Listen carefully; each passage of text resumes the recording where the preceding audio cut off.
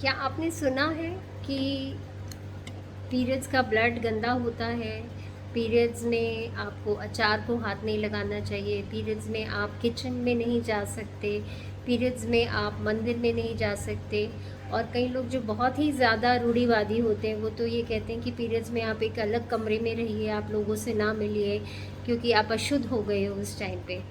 और न जाने कितनी गलत फहमियाँ लोगों में प्रचलित है कि पीरियड्स में ऐसा हो जाता है, पीरियड्स में वैसा हो जाता है।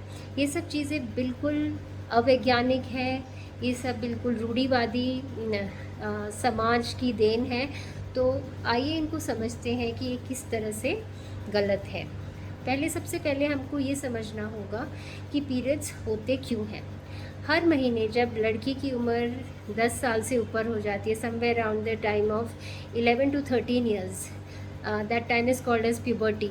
The girl attains the process of menstruation. Periods आने शुरू हो जाते हैं। सो वो पीरियड्स आने का मतलब हो गया कि वो लड़की मेच्योर होनी शुरू हो गई है, उसके अंडाशयों में, ओवरीज में अंडे बनने लग गए हैं। और जब वो अंडे बनने की प्रक्रिया होती है तो उसके दौरान यूट्रस के अंदर, ये देखिए एक मॉडल है यूट्रस का, this is a model of the uterus, this is a uterus. Uterus के साथ अटैच दो ट्यूबुलर स्ट्रक्चर्स होते हैं जो पीछे से मैं दिखा रही हूँ आपको। ये दोनों फैलोपियन ट्यूब्स हैं और ये नीचे जो है ये ओवरीज है। ये ओवरीज को हमने कट सेक्शन के रूप में दिखाया है और एक ये डिजीज ओवरी है। And this is the internal cavity of the uterus. So ये जो यूट्रस का मसल्स होते हैं उनको हम मायोमेट्रियम बोलते हैं, ये पिंक कलर के। और हर महीने जो लाइट पिंक कलर की जो लाइनिंग दिख रही है दैट इज़ द एंडोमेट्रियम। तो हर महीने एंडोमेट्रियम बनती है। And what is the purpose of formation of endometrium? Endometrium is formed to hold the potential pregnancy. Potential pregnancy means अगर प्रेगनेंसी होगी तो ही एंडोमेट्रियम का इस्तेमाल होगा, और अगर प्रेगनेंसी नहीं हुई तो एंडोमेट्रियम का कोई यूज़ नहीं है, तो एंडोमेट्रियम झड़ जाएगी। और वो जो process of shedding of the endometrium होता है उसी को हम पीरियड्स कहते हैं। उसको हम हिंदी में माहवारी से कहते हैं, महीना कहते हैं, बहुत सारे नामों से कहा जाता है। तो ये सारी जो धारणाएं हैं कि ये गंदा खून है, बच्चेदानी के अंदर कोई गंदा खून इकट्ठा हुआ है जो हर महीने निकलता रहता है धीरे धीरे करके, उससे खून, शरीर के खून की सफाई होती है, ऐसा कुछ भी नहीं है। So it is a natural process of the shedding of the endometrium in a cyclical fashion. Every month the lining is shed because the pregnancy did not take place.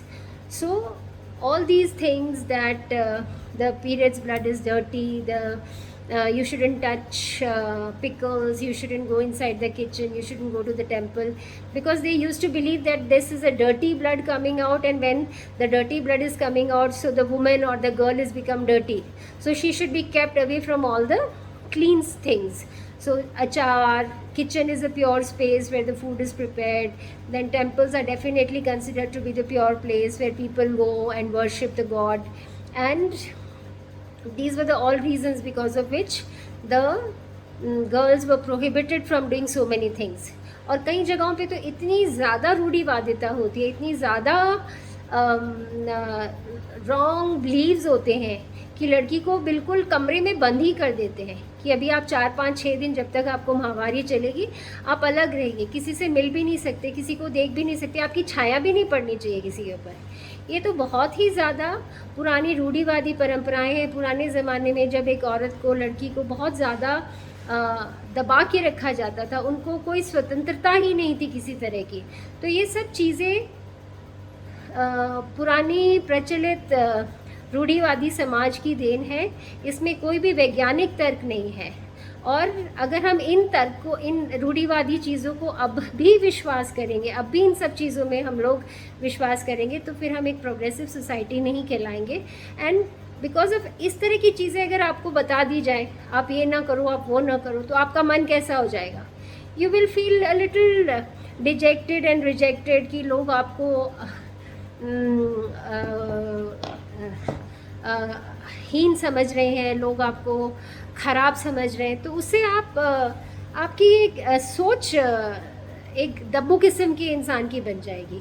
So all these things are complete misconceptions. Don't believe in them. We are living in the 21st century, and this is all the myth. These are all the misconceptions. So we have to give away with these all misconceptions. Don't believe at all in these things, because they will not let you progress in life. So if you want to live a healthy and a balanced life, you should not believe in all these misconceptions. So if you liked this video and found it of any value, please like, share and subscribe to the channel for more tips on health and wellness. Thank you.